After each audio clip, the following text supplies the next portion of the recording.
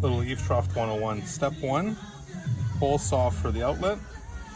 Drill it out, pop it in.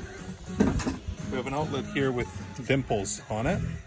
So when I pop it in, I just take my hammer and I tap it in until it passes those dimples. I get my sealant and just a very thin bead. I'll do the end cap at the same time.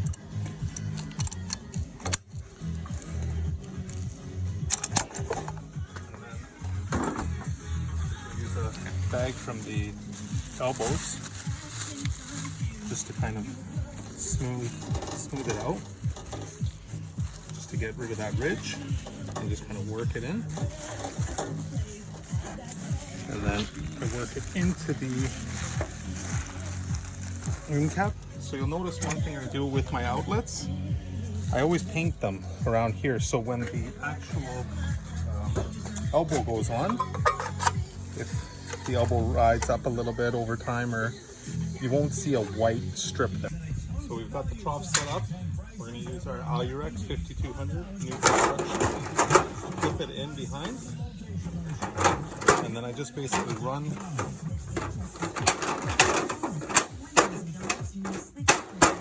hand along it, and then use the screws provided.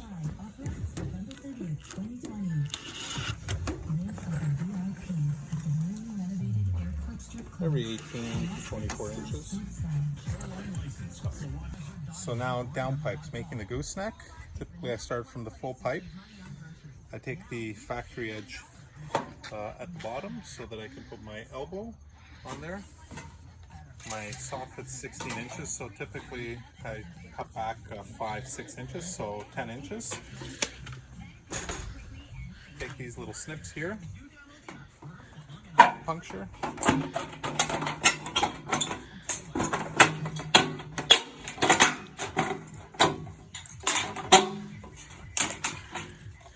So that's step 1. Step 2,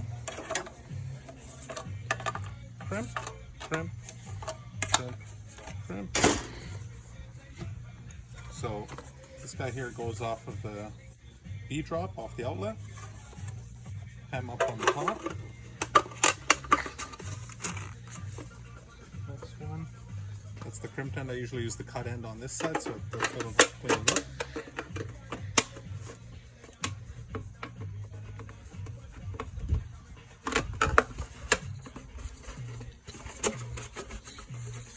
And then 2 screws, one here, not in the bottom. That way when the water flows, there's no way the water will leak out. And then when we screw it on this guy here, I've got to clean that edge up. I'm going to clean up this edge I just cut. Some guys use a miter saw, some guys use a hacksaw. I'm always on a ladder doing this, so I'm using what can fit in my pocket. So now, this is your assembly. The hem's on the back and the hem's on the top, so you can see it. And then spin this around. Grab my elbow. And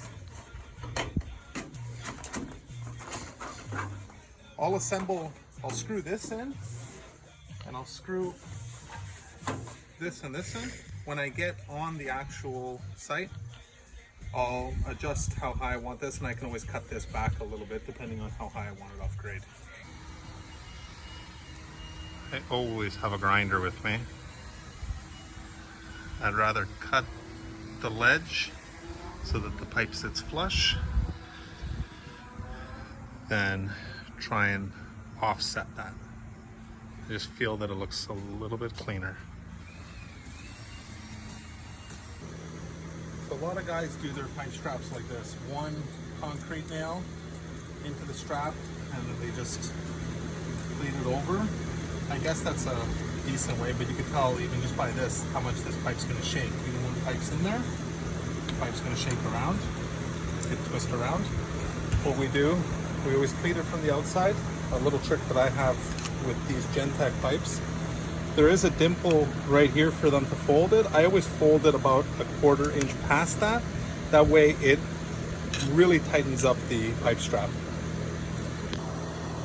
So use an oversized concrete bit. I drill 2 holes.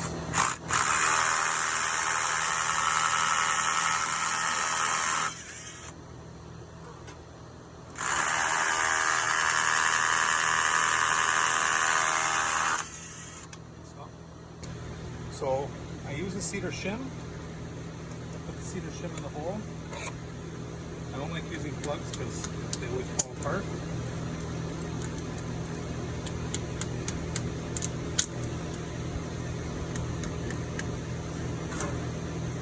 Do a challenge around this gas line.